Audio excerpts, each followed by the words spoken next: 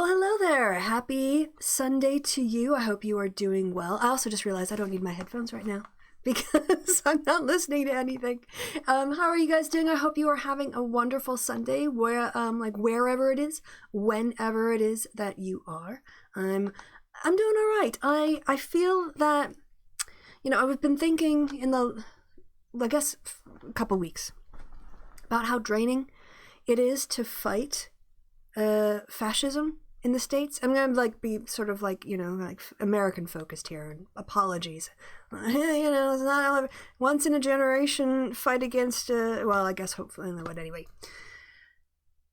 Fighting fascism, fighting Trump, all of that gets draining and exhausting, because it feels for me like we're trying to play by a set of rules that we all agreed upon in our democracy, and there's an entire group of Americans, predominantly whites without a college education, who don't care.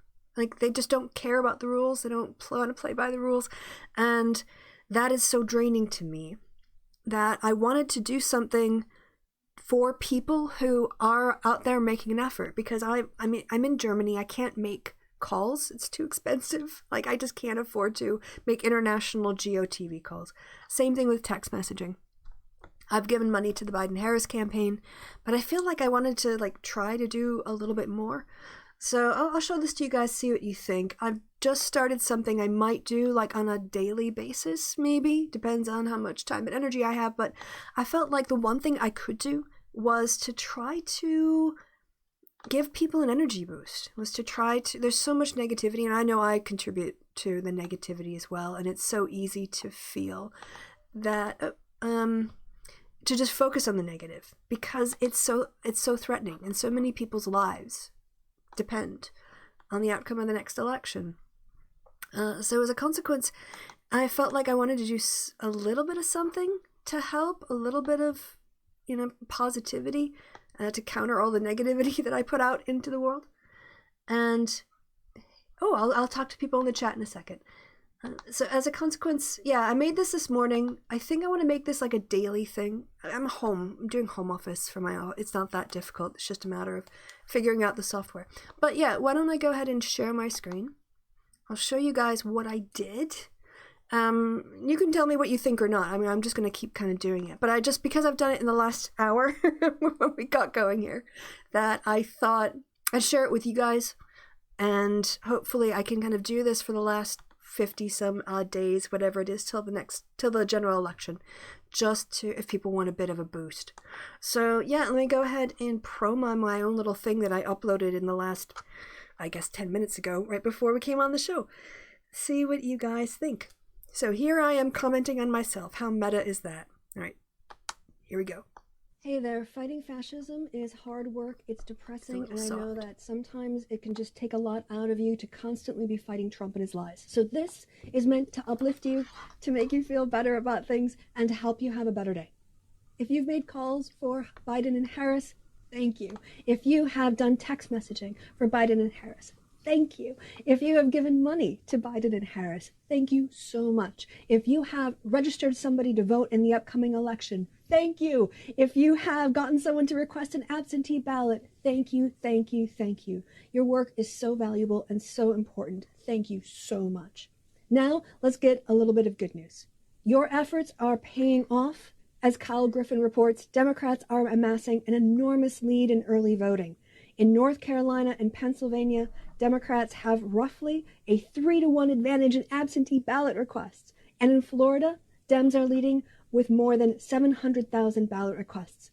That's because of you and your work and people like you. So thank you, thank you, thank you, and come back tomorrow for another uplifting video. From Christy to you, thank you. I don't know. I feel like that's all I can, at least it's something. It's something to try to give back to all the people who are out there doing the work that I can't do because of where I live right now. So, what do you guys say in the chat? Good morning. Got up 20 minutes ago, and now you have tea and toast. Oh, how lovely. Tea and toast for breakfast. That's very nice. I did a lot in my ACNH house. We did a few rooms. What is that? I don't know. Can you tell me what that is? Congratulations on redoing a few rooms.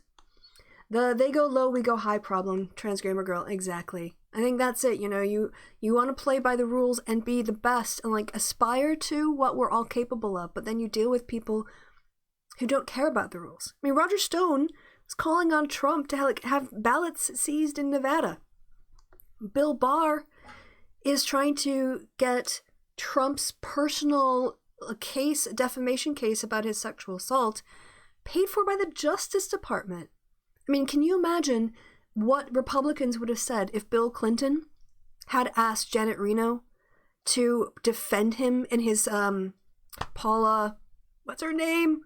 The accusation he had. It's not Jennifer Flowers, it was the other one. They would have lost their SHIT. But somehow we just accept it. It's another body blow we deal with.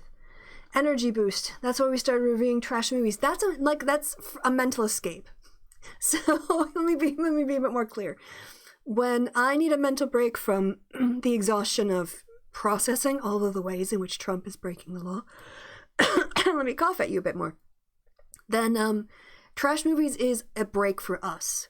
But I felt like because I'm not there to actually help and be there and cheerlead, putting out that video was meant to have somebody who's just like, I can't do it anymore, or I'm so exhausted, or what I'm doing isn't making a difference, just to have their work acknowledged, have, you know, maybe their sacrifice of whatever they make per hour, you know, in donations, or the hour that they spent phone calling. Just someone giving them a bit of energy. Animal Crossings. All right. Sorry, DN fan was doing Animal Crossings. Yeah, I never got into that, so it sounds like a big time suck. So maybe I should stay away. Yeah, so I thought that I would put out, like I said, to try to counter some of my own negativity, and I know that I do a lot of snark, and there's a lot of things that I think are so such threats to the Constitution that they need to be shared on Twitter, but I also know that I'm a big bummer in that way too. So hopefully doing a little bit of giving positive energy to others will also, you know, like uplift them a bit and maybe uplift me too. I was also thinking of putting it up on TikTok, because I haven't been over to TikTok yet, and so I filmed it in a way that would work on TikTok. So we'll see. We'll see how that goes today. Anyway, so that's enough with the preliminary openings. Hope you guys are all doing well. As I said, we're going to talk a bit about the 2020 race and ways to think about it. And also whether or not some theories are relevant anymore. As you can see from the screen, I have pulled up the idea of the median voter theorem. I don't know why it's theorem. It's just the theory. I don't know. What is the difference between a theorem and a theory? Because to me, it seems like a bit of Right, how do you spell it? E-O. There's like wires and stuff in my way. That's not fun. I need to find a better way of hanging these wires on here. That's going to be annoying. Alright, let's do it this way, because that's only slightly annoying.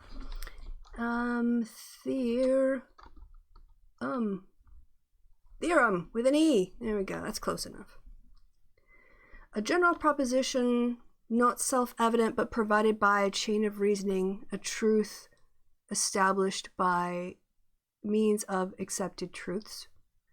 And how is that different from a theory? Because for me, a theory is a causal explanation of a set of phenomenon.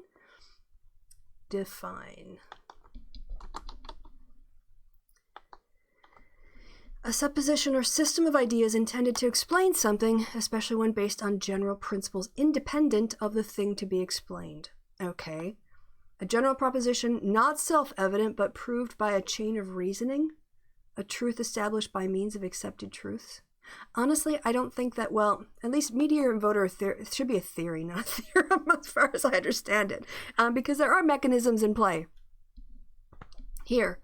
All right, the median voter system is a way to describe how candidates in a two-party system might behave in a way to maximize their vote share. I guess you would probably put it into the sort of rational choice game theory element of things. Although it's been a while since I've looked at game theory, but I think this is it's in the rational choice. You're assuming people are rational actors and they want to maximize their utility.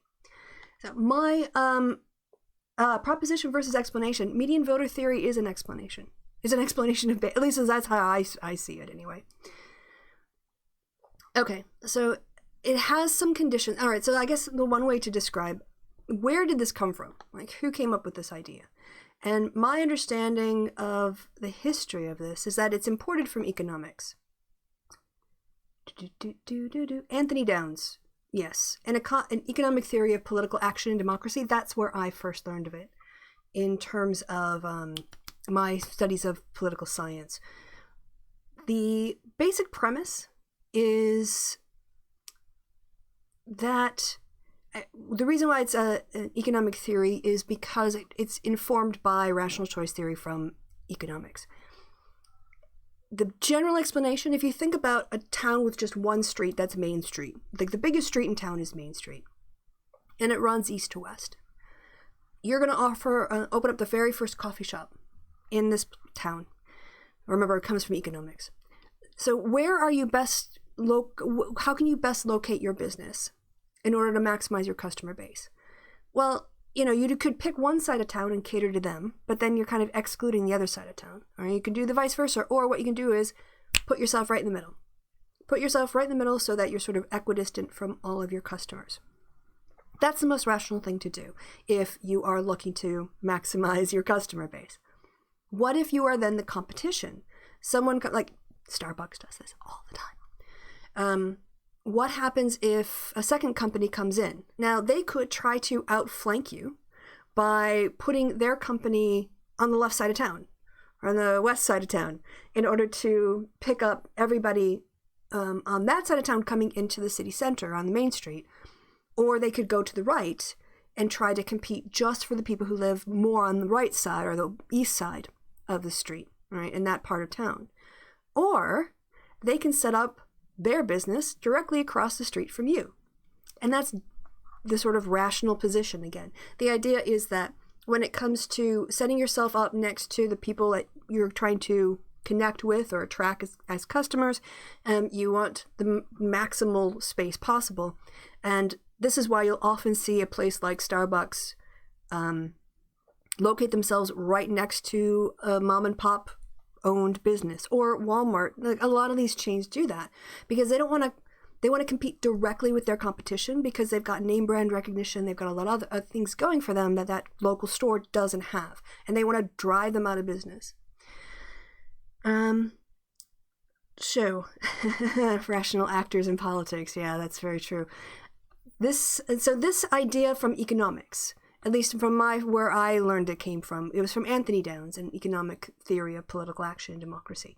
They actually have they don't have the book here as a link, but it applies this general economic premise to a two-party system in which a two-party system has to cover, well, at least there's an entire political spectrum running left to right. Oftentimes, theoretically, one could think of it as there's limited people at the ends. It's like a normal distribution, basically. It's like a bell curve. You're going to get most of the people in the middle. Now, what the middle is going to change a little bit based on the culture of the country. But generally, you don't have a population, or at least we didn't really think about it when these theories were developed, as having, you could have two very extreme populations. But in the democracies that at least I was familiar with, it's more about people clustering around the left, the middle, and the right. And through this is where people get the complaints about the Democrats are centrists, or like the Republicans actually have now drifted away from almost a median voter approach to politics, and they're just going for their base. So when you've got a left-right spectrum, and let's say mostly normal distribution, or even if you've got, we say, a bimodal one, where you've got a little bit more people on the left and a little bit more in terms of people on the right, and fewer people in the middle, but still people in the middle, like they exist. Parties or candidates need to figure out how to get to 50% plus one, which is what you need to win an election, And that's all you need to win, like in a normal year, that's all you need to win an election. 2020 is a bit different for the Americans. But how do you place yourself politically in order to appeal to either, if you're a Republican, the core base, but also bring along some more moderate people and independents and maybe back in the past, conservative leaning Democrats. And for the Democrats, they have to think, okay, well, how do we motivate our progressive base, but also appeal to moderate Democrats, swing voters, and potentially very liberal Republicans? We're all competing for the same votes. And where those votes are is where the party will go. So if there was a massive progressive movement with hundreds of millions of people across the country, then Biden would be talking to those people. But what we have in America, we've seen before, that Americans tend to be more small c conservative. They tend to be more pro-capitalist. They tend to be more, on average, more suspicious of government programs. And then, of course, you've got the influence of evangelical Christianity, which makes people's views more conservative in certain communities. And was there anything else? On some social issues, people are becoming more mainstream. But Trump is only interested in firing up his base. It's very much like the Karl Rove divide and conquer. We want to get the white vote, and we want to excite the white vote so much that even more of them will turn out than normally do. So rather than trying to appeal to a wider group of people, they are trying to go almost like deeper in their own base and get out more people who are like them. And that is, so if you think about Biden and Trump in that way, I'd put them as Trump being pretty far to the right, which I think is in the opposite way of where you guys are looking, but Trump would be pretty far to the right. And then Biden is probably hovering right over the center. He be on policies, he might drift a bit center left, but he is definitely trying to take over that political space on Trump's left, where he's outflanking Biden significantly in order to appeal to his right wing. So, the question is, how well does this work? Like, is that really how... So the median voter theory works out super well if you have a population that is able to sort of place themselves on the left and right. Let's have a look at the normal curve. It might help a little bit. Give me a picture of a normal curve! Oh, that one's pretty. Ooh, normal distribution. Ooh. I get bigger. Bigger, bigger, bigger. It's taking a while to load. Why is it taking a while to load? It's just an image. It's not that complicated. We're not going to wait that long. All right, we'll do this one. Normal distribution curve. All right. Yeah. Oh, I've got some problems with this.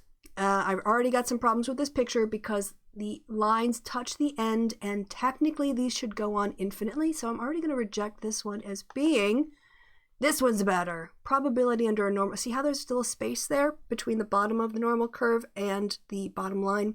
It's supposed to be able to extend infinitely. Yay. Oof, that looks good. I get excited about very dumb things. All right, yes. So this is the one I'm talking about. So in a normal distribution, you would think that people who get really annoyed with centrist and centrism and people who are like, I take a little bit from this and a little bit from that, that's a lot of people. That would be where you kind of put the centrists in the middle here. And then you would get, in a normal distribution, like conservative Dems, and then more moderate Dems, and then more progressive Dems, and then you start getting into like the progressive Bernie supporters who are fine voting for Dems, and then you get over into like the Bernie supporters who aren't fine voting for Dems, and then you get into like the anti-Biden, like it's all one neoliberal system that doesn't matter who's running it, it's all about capitalism. And those people are at this end in a normal distribution, right? Then on the right one, you would have, I guess in the middle, you'd have Lincoln Project Republicans. Then you might over here have some like Never Trumpers who still have some conservative views, but aren't sort of more centrist. Maybe they're like still more homophobic or something like that. And and then you'd think, now again, this might not, I'm just saying if the population actually looked like this, how they would stretch out. Then you might get some like big city Republicans. I'm thinking more like the more socially liberal, fiscally conservative Republicans, and then you start to get into like, you know, people who are more war hawk-ish, maybe stronger for the military, more evangelical Christians, and yada yada yada. Now, in that situation, one might talk about the Overton window and how, and I actually don't buy the Overton. Like everyone talks about the Overton window as if it's a political science theory. I've never seen a study that actually uses the Overton window or operationalizes it in any meaningful way. So I tend to just sort of be very dismissive of the term, because it's basically saying that like the political norms of a culture shift depending upon the opinions in that culture, but it's a way more important to, like, it's about the size of the population and the size of the views, and also you have to triangulate against where the country was in the past, and there are probably some I think the idea of the Overton window is if you just take the most extreme view, you're going to drag the center with you. And I don't buy that. I mean, if you put out fascism, that's not going to suddenly become a valid option for people in their Overton window things being moved to the right. So, that's one possibility of the way a population could be distributed. But you could also have a bimodal distribution in a population. Now, this one makes like the median voter theory a little more difficult. I mean, you still have a median voter, but then you also have these sort of clusters in the population. So I actually think that this is closer to what U.S. politics looks like these days. I think that there is a wing that tends to be more to the left, and then there are still a group of what you call median voters, but a lot of people pick sides by 2020. A lot of people's party identification will drive their vote choice. For a lot of people, just like being sick of Trump, they're voting against Trump. They're voting for Biden, but it represents a vote against Trump. I would also put those people. Now, they're not necessarily left, but that's where their vote choice is, right?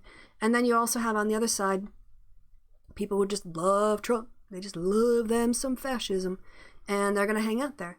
Now, there's still a little space in between. That's good. That's good. Like I said, those lines need to go on infinitely to be accurate.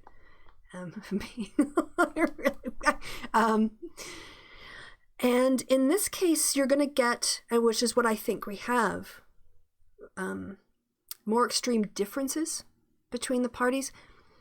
When you have a normal curve distribution, your policies have to be more appealing to that cluster in the middle, which means you might end up alienating people on the farther sides. Whereas I think because of where we are in this current election, that the fact that I think that we'd have a more bimodal distribution makes swing voters, like appealing to them for policy, still important, but where you're going to get agreement and values need to be distinct. So you kind of have, like, the cluster of people around Biden have a certain set of values, and so do the people around Trump. You could disagree with their values, but they have values. And so the point of this is saying that when politics is hard, but to politicians, candidates, they're never, well, no, I don't want to say never, because politics, never say never in politics. It is, to my knowledge, never been a winning strategy to talk to the absolute extreme parts of your base. So I know that Bernie Sanders was saying to Joe Biden, you have to spend more time talking about raising the minimum wage and healthcare, and basically, Joe Biden, please talk about the things I care about. When I looked it up, the polling on the most important issues to facing all Americans right now, number 1 is the economy. Number 2 is coronavirus. Number 3 is race relations. Number 4 is police and justice, like criminal justice and policing and stuff. And number 5 is healthcare. All right, healthcare is still up there, but the fact is that, like, listening to, like, if you are a Bernie Sanders supporter, you should be voting for Joe Biden already. And I know that there's already it's not fair that every single time I'm told that this election is the most important election ever and nobody caters to me. Yeah, welcome to politics and two-party system. Like, in a two-party system, a party that's going to cater to you isn't going to matter, because, like, that if a party caters to just your interest, it's probably so narrowly focused as to be inconsequential. At some point, when you have a majority system, kind of have to, like, think about things more collectively as the group, as opposed to like Joe Biden's going to be better on healthcare than Trump. He might not give you 100% of what you want, but isn't 80% better? So, I mean, I don't get this. I mean, I understand. Right. I understand why people want to hear, why they want to be catered to, why they want their values discussed. And I have to say, I've missed, in the last presidential election, I miss having discussions about abortion rights and access to abortion services and reproductive services, because we've had basically no conversation on that topic. Birth control access, funding Planned Parenthood, protecting all of those. In the primary, we didn't have much of a discussion on that at all. And I noticed that those feminist issues were missing from the discourse. I also knew that given the candidates we had, when we had a woman at the top of the ticket, she was going to talk about that stuff because that connects to women's lives. And I hope with Harris on the ticket now, we'll get more of those sort of linking up things like Black women's maternal mortality rates and all of these kinds of, like, reproductive health related issues that have largely gone missing. So I get when your pet issues aren't being talked about, you feel like, well, why isn't anyone talking about my stuff? But the fact is, like, you've already got Biden, and he doesn't need to win. He shouldn't need to win you over. You don't spend your general election time catering to people who are already voting for you. You need to find the other people to get you over the 50%. And Biden can't even just get 50%. He needs to blow Trump out by like 5 or 6 points in all of the important states, swing states and his core states, in order to make it impossible, or at least very difficult, for Trump to contest the results of the election. I think the Overton window is more of a cultural analysis, media thing. I guess I'm not disagreeing. I'm just kind of thinking about more a cultural analysis, media kind of thing. The thing about an analysis is that I think it should have some real world applications. So, okay. I don't think this is necessarily Overton window, although people might try to link it to it. But the one study that was done by the media people that all of the right-wing people in Destiny freaked out about, saying that there is a feedback loop of radicalization, that a content creator who makes, like, say, far-right content will get fans who will actually try to radicalize them and push them. The ones with the more extreme issues or more extreme views will try to radicalize their content creators to get them closer to them in political space, in which case if they fall victim to that, or they decide to pander to that, or to appeal to the more extreme versions, then their entire audience is going to hear a more right-wing discourse. However, I don't know if that really is Overton. Is that Overton window? I don't see. For me, Overton window always seemed to be about a broader a broader political body, not just within little narrow things. But anyway, hello, Rory Katz. Have your people been starting the fire and then blaming it on climate change? Oh, did you see that cop who got arrested for lying? He got suspended for lying about Antifa. I have that in my bookmarks, actually. As long as you're in the chat and you're asking about it, I did bookmark this for show, because it shows that a lot of, there are bad cops who are liars and pro-white supremacists and pro-fascists, basically, who are willing to, either they lied that Antifa started the fires, or when they heard BLM, Bureau of Land Management, talking about fires and managing the fires that they thought it was Black Lives Matter, because they are that ignorant. There's so many, there's Roger Stone calling for Trump to seize ballots in Nevada, have FBI agents physically block voting under the pretext of preventing voter fraud, use martial law or the Insurrection Act to carry out widespread arrests, and nationalize state police forces. There you go. That's what your choices are on the ballot in 2020.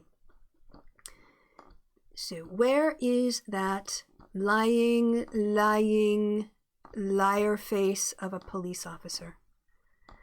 All right. I know that I guess. Okay. Misinformed. They're such losers. There's so many things on here. Here we go. Yes.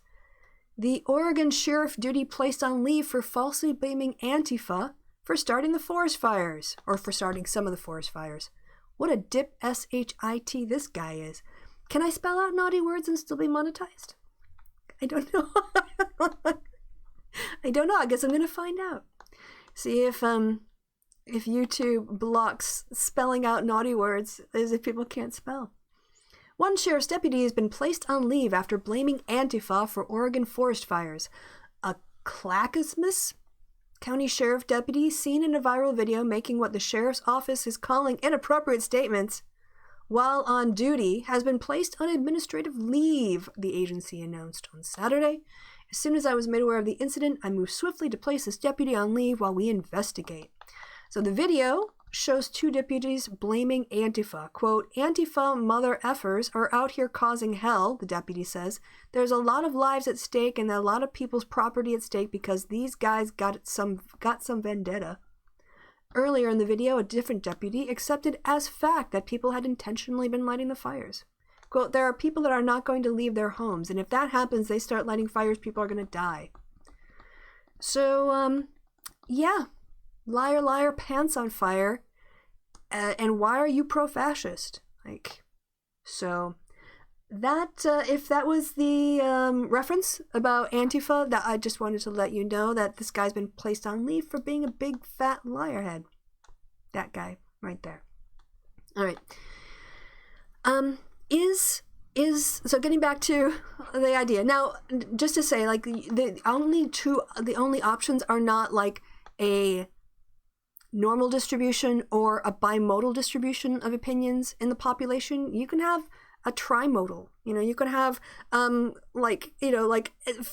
different ones. And in theory, one might say that in a multi-party system, it's not always so clear cut that people I am in this section of a one-dimensional political space.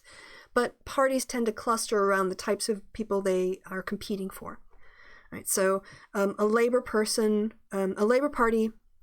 might go into an area where the Scottish National Party is doing pretty well and try to compete with the SNP for the same types of left-leaning voters. In Scotland, they haven't been doing too well, but they can try. So conservatives, conservatives, it could try in Scotland, or what the Brexit Party and UKIP were doing is they would go into a conservative-dominated district and try to pull people over to their party from the farther right, and then the Tories sort of met them and moved right as well. So it's not that these lines represent reality as it purely exists. The thing about theory is that it's a simplification of one kind of phenomenon so that we can focus on it and separate it out from the other influencing factors. Now, one thing that you'll notice about this, and again, it's worth mentioning, that when you look at a normal curve like this and you think about things in terms of the median voter, there isn't a lot of scope here for understanding the role of party identification. So socialization factors don't really take into account, they aren't taken into account by this theory, because you can't have a theory of everything. If you have a theory of everything, you have a theory of nothing. And as we know from Popper, his views, which I agree with, the more a theory excludes, the more narrowly focused it is, the more it is precise about the conditions under which it will operate and be successful, or be, X or Y or whatever it predicts is going to happen, that's a useful theory. If you can explain contradictory phenomenon with the same theory, and Peter Coffin, as Popper pointed out about Adler's theory of self-actualization, if you have a man who throws a child into a river to drown them, and you can say, well, you can explain his actions through his inferiority, but then you have another, let's say a woman who jumps in to save the child. So the inferiority is the man might think, oh, I have to overcome my moral aversion. Again, this is just a thought experiment. It's not I'm not advocating for anything. But the idea is, oh, I feel inferior because I can't kill anything, so I'm going to throw this person or child into the river to prove to myself that I can do it. And then another person goes and rescues that child, and you go, oh, well, they just were fearful of, risking their own lives, but their inferiority, they were overcoming their inferiority complex to jump in and save the child. You're not actually explaining anything. You're just sort of fitting your theory to a set of facts and saying that I've explained it when you haven't. So a median voter theory doesn't really have a role for party identification, other than the assumption is people who have the party identification will be on the left or the right side. So it almost sort of assumes people who would self-identify as Democrats would be somewhere in the center or center left. And so in terms of an explanation, how well might this work in 2020? And I think that distribution-wise,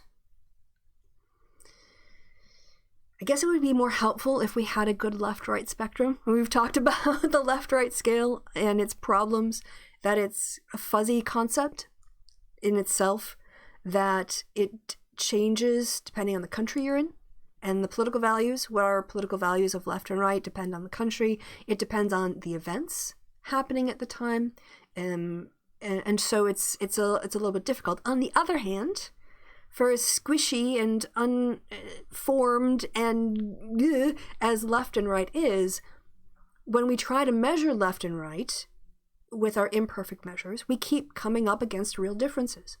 And not only do we come up against real differences, but those differences actually help us account for outcomes. So we know there's something to the idea of people clustering their political views. But is a single space left-right spectrum the most accurate way of conceptualizing it? Not really. Is it, in its simplicity, a way to communicate a larger phenomenon that has a lot of complications? Probably. This is why studying people is super hard. But I think that in terms of where we are in the States now, I think a bimodal distribution is closer to where we are. The thing is, I would say that Biden, in terms of where the median voter is, right? Let's also talk about the median voter in terms of their proportions in the population, right? That's also really important. There is a form of analysis called latent class analysis. And latent class analysis is super interesting if you're a nerd because it does more than a simple left-right analysis. What latent class analysis allows you to do is it allows you to take a group of respondents to a survey and look at the answers they've given. And for those people who give very similar answers, you can cluster them together in a class. And that's very useful because then you can sort of work backwards from the values and then look at what the common characteristics of the people who hold those values are. But more importantly, perhaps for politics, is that because you are drawing from a sample and you have these classes based on people's responses, you can also know the size of the class in the sample. How big, so let's say you have a latent class 1, and let's just call them I'm trying to think. Let's just call them moderate Democrats. And you have a second class called Trump supporters. And you've got a third class which are peed off progressives. And then you've got a fourth class, which is never Trumpers. All right, we're just going to make up this kind of latent class analysis. Let's see. Do I have something that shows? Yeah, this shows it a bit better, right? Oh, say is this gonna? Yeah. All right. If you have a sample that can be generalized to the population from which the sample was drawn. In other words, if you've got a sample that was done with either the top-notch funding, random sampling thing, and you end up magically with a sample that is a sort of microcosm of what America looks like. More likely is you've struggled to get people to respond to your survey in order to get a quota sample of enough people in different demographic groups in order to weight them reasonably in order to achieve a nationally representative sample by weighting. Now, you want to be able to map on your analysis to the real world, but if you have, for instance, like if 60% of your respondents are white guys, then if you just give them the raw numbers in the sample, they're going to dominate. Like their opinions are going to be overrepresented because white men in the population, I think, are like 32% or 35% or something. So in that case, you take all of the white men's responses and you would actually cut them in half. And you would take, like, say, white women's responses and maybe bump them up a little bit more. There's some skewing problems that can take place, which is why I talked about minimum. I'm getting really too technical here. End of the day, we have different populations of different sizes, and we can organize them in terms of their attitudes. And that's the power of latent class analysis. It comes from marketing, so it's always about, like, it's also called market segmentation, so you are going to understand different types of customers you have, but the logic works just as well for clustering people on political values. And so if I have, like, the never Trumpers and the pro Trumpers and the Biden backers and the Biden tolerators, then maybe I'll have a fifth class of what Trump called in 2016 the double haters, people who don't like Biden and don't like Trump. The thing is, I don't know if their values change anymore. You can just, like, not liking a politician doesn't change your answers on political value questions, if that makes sense. So I don't think in 2020 a simplistic median voter theory works. I think it worked fine for the Democratic primary. I think that that normal distribution, unimodal distribution, if you took the range of the Democratic voters, then there would probably be a normal distribution. Yeah, I could actually see that. I know that people think that the progressive wing is really super powerful because they're loud. But being loud doesn't mean you have the numbers. And when we look at it in state after state, after Super Tuesday, Biden was getting like 60-some% of the vote and Bernie was getting like 30 to almost 40. So if you figure that you divide up, you've got Bernie's 30 and then Biden's, okay, let's give him 35. Then do the math. And then Biden gets 65. You can kind of divide that 65 in half. So you get almost like a third and a third and a third. So you get a third that are far left that are voting for Bernie, and then you get sort of moderate Dems and left-leaning Dems, but not so left-leaning, being in the center, and then you get conservative Dems being closest to the right. And so I think in terms of explaining the primary, that the median voter theory would actually, or theorem, would not be an unreasonable way to look at what happened. And telling the story of how did Bernie Sanders not improve his performance. If anything, he did more poorly in 2020 than 2016. Then I think that the median voter theory is actually not a bad way to look at it. But in the general election, I think we have to think far more about a more divided electorate, less of a spectrum and more of clusterings. And then the question, I think, is less about, like, where is the median voter here, so much as what are the sizes of the different class of voters? You know, like the never Trumpers and the Biden haters. Those are the progressives who are unsatisfied with Biden. And then the Biden backers and the Trump loyalists, or, you know, bootlicking Nazis, as the case may be. So going forward, I just wanted to kind of look at this not just from a polling position, like a poll position, like the video game back in the day. No, I didn't want to just look at poll numbers again and talk about these just sort of aggregate numbers or groups of people without talking about latent class analysis. I think understanding the size of the population about which you're talking is also important to understand where the election is going.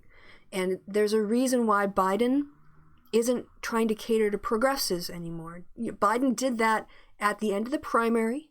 He did that with Bernie, and he kind of came to the left. He adopted some of Warren's positions. He did all of that in aid of the convention because he wanted to kind of like get his supporters lined up for the convention so that once you've got your base locked up, you move to persuadable voters, or you move to swing voters, or you move to first-time voters, whatever it is. You shouldn't have to cater to your base in a general election. People need to stop being like asking him to like talk about my stuff. Like, he has to talk to the moderates now. He has to win enough to get in power so he can do something about your stuff. All right, so that was my little rant on that. I don't know if I'm going to go too long. I have a game, a D&D game at 7 tonight. And I was up at 7 o'clock this morning, randomly. So I actually spent quite a lot of the morning prepping for my game. But as a consequence of getting up that early and working on my D&D game for like an hour and a half. Oh, and then yesterday, I wrote just under, 1,500 words. I finished my introduction for my handbook that's coming out next year, probably. That I'm getting a bit tired, so I probably won't do a 2-hour show today. But I wanted to next talk to you guys in the chat, see what you have to say. Let's find something cuter than that this guy to look at. I don't think so that was it. Your main takeaways for today is that median voter theorem comes from economic theory, that it assumes that corporations or businesses or business people are rational actors, and rationality is here defined as trying to maximize their utility or maximize their benefits in any given situation. And so, like, you could look at rational choice in terms of utility. Oh, if I break the law, I'll get this thing, but then what is the cost of breaking the law? So it's a cost-benefit analysis. What's the difference between the cost and the benefit? And people are going to try to maximize that difference between those two to reduce their costs and maximize their benefits as much as possible. So economic theory was incorporated into political theory by Anthony Downs. In my tradition anyway, the British tradition where I was taught, he applied that to the left-right spectrum using the idea of a normal distribution where you get most of the people with their political views in the center, and then you have parties competing to triangulate their policy positions between their membership and the median voter. So the more extreme to the left a party is, or to the right, under this theory, it drags the candidates farther away from the median voter, giving the other party an opportunity to come in and take those voters away from the other party. So in theory, when you have a unimodal distribution, a normal distribution, parties should be moving to the center. The complaint we used to have that, there's no difference between the two parties. Yeah, I kind of didn't mind that so much now that I look back on it. But anyway, so that is what people talk about when we talk about median voter theory. It's one way to look at election outcomes, but it certainly is not definitive or predictive. It's not going to tell you truth about how things are going to turn out. But in retrospect, it can help you understand why candidates do what they do. That being said, there are people who don't care about the median voter. I should also mention this. There are people who do not care about getting the most votes because they are principal politicians. They run on an ideology or a set of ideas that are not about trying to get the most votes, but about trying to stay pure or have a certain position that people can vote for in order to probably what they can do is use that support to pull whatever party in power is to the left or to the right. So not all, usually it's majority, like it's the big parties that are motivated by rational choice, median voter type actions, whereas Brexit Party, UKIP, the Greens, they aren't going to sell out their compromises, or they're not going to compromise on their policy positions or principles in order to win a national election. They would rather sort of win a couple seats and then try to have some effect in government. All right. You have to be a member of a party to vote for in America. You don't have to, yine. In some states, you have to register as a member of a party, and you have to declare your party membership, and you're allowed to change it. Other states, there's no requirement. My home state of Wisconsin, you get a ballot, and it says Democrat and Republican. If I go to go vote in the primary, I can choose whichever primary I want to vote in without having to be on a list, and I can't vote for both primaries. I don't think so. Can I vote in both primaries in Wisconsin? I think you have to pick a primary. I think you have to pick one.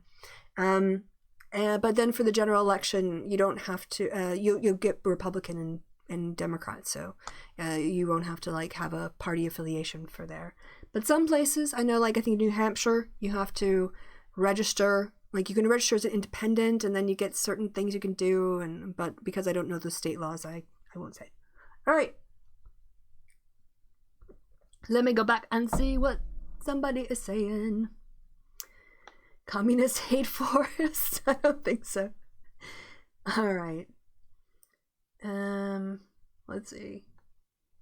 D&D would interfere with my need for 18 hours of sleep a day. Yeah, fair enough, Rory Katz. Google Jeff Domick. No. So, they punish the cops who tell the truth. The guy literally lied. Who comes in? The guy is placed on leave for falsely blaming Antifa. Why is that so hard? You just want to hate people? Is that it? Because Trump supporters are actually killing people by spreading COVID. You don't have to lie about that kind of stuff. But I don't take up my show doing that. Let's see. Scottish Conservatives' new leader is a... I don't know. Okay. Officer reporting, not the ones reported for bad behavior. Can Peter Coffin be explained? I think, yeah. Peter Coffin is a whole other conversation. Fires started all up and down the West Coast. No, they're not. Wow, nothing like false allegations for which you have no evidence. That's not going to play. The idea that communists are starting fires, that is one of the dumbest things I've ever heard. That is actually dumber than the real cause of one of the fires, which was a gender reveal party where they had some sort of explosion that went off and started fires. So here's the thing, Tom. Why you gotta lie? You can't take on anti-fascist arguments on their own? Is it your inability to actually discuss anti-fascism and the way that Trump is destroying our democracy? Because you can't deal with those facts, you gotta repeat lies from some QAnon tinfoil website where you just blame everything that's bad on the people you hate because thinking is hard? Come on, do better. Do better. Do better, Tom. Right, communist hate force. Yeah, that's such a ridiculous accusation. The thing that, and the idea that BLM is communist, there's no definitional distinction here. They think Marxist, communist, socialist, postmodernist is anti-fascism now is all just one word. And it's the way that white supremacy uses fear to preserve itself. I'm going to bet Tom's white. I'm going to bet Tom's a white person. And they probably haven't really spent a lot of time understanding Marx's critique of ownership and exploitation, nor have they given much time to the idea of democratization of the workplace, or the idea of, extracting, extra value, but basically paying people less than the actual product that they're producing in order to take a skim off the top. Communists wouldn't want to burn down forests because they are also, like, people who are on the left care about the environment. So none of this, like, the economics and linking BLM, everything I don't like is BLM, communism, Marxism, socialism, blah, Antifa. It's so immature. It's so immature. Australia is well known to be infested with gender reveal parties. It's not as if these fires are limited to the West Coast. They're happening in Canada. They're happening in other countries. And they're happening because of climate change. So, well, let's see. Looking else. All right. Doesn't Murdoch also own amounts of the UK media as well? Yeah, it's pretty depressing.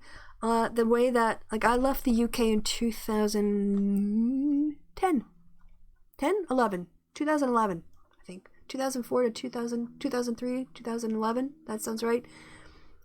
When I left, there was still a lot of respect, or at least there was, a decent amount of respect for the BBC. What's depressing to me is that the Conservatives have actually managed to turn the left against the BBC, and the Tories have always wanted to defund and privatize and eliminate the competition from the BBC and the high quality, like, educational programming it offered. And so they turned it into their little mouthpiece, and in doing so they alienated the left from support of it. So with the left going, the BBC is crap, and the Conservatives having an agenda, it's pretty depressing the way that they're going to take it down. I think that's a long-term plan, is to sell off the BBC or defund it entirely, whatever else. So, yes. Okay, well, hey, I know that this is a bit of a short show, for which I apologize. I tried to do a massive nerdy dump on you. Now that sounds really bad. I tried to do a massive nerdy dump on you. Sounds scatological. I did a brain dump of nerdy things focused on the idea of the median voter theory, and also how, although it's helped us in prior elections, single peak preferences, two peak preferences, multi-peak preferences, and how parties can cluster, all that kind of stuff. 2020 might be very different in the US. So maybe next week I'll come up with a different theory to discuss, to review, like, ways that you can look at voter behavior. I guess if I think about it and I remember it, we can talk about the idea of socialization. Childhood socialization, adulthood socialization. How does post-materialism theory from Engelhardt and Norris, I think Norris and Engelhardt, one of the two, that helps to try to understand why some people are more focused on economic and physical security, even within cohorts across generations, and other people are more tolerant of, or focused on things like rights and freedom, and the idea that if you grow up in a position where your material security isn't something you can count on, it makes you more sort of conservative in your views and more focused on security and making sure that you're taken care of. Whereas if you grow up quite affluent, your society allows you, just like a whole generation of people, to not have to think about feeding themselves. It sort of frees up their minds to think about higher ideals and purposes and things like that. And so I think it was pretty big after the war. I think we can talk about materialism next week maybe, and it kind of explains the 1970s and differences between the war generation and the post-baby boomer generation. I don't know that it really works out that well anymore, but maybe we'll learn some stuff together. All right, so see you guys. If you want to come back, if you want to go to my channel, D&D with Christy, I'm going to be on there at 7. And otherwise, until next time, guys, I've been Christy. You've been awesome. Thank you for stopping by. And we'll see each other again really soon. All right. Bye-bye.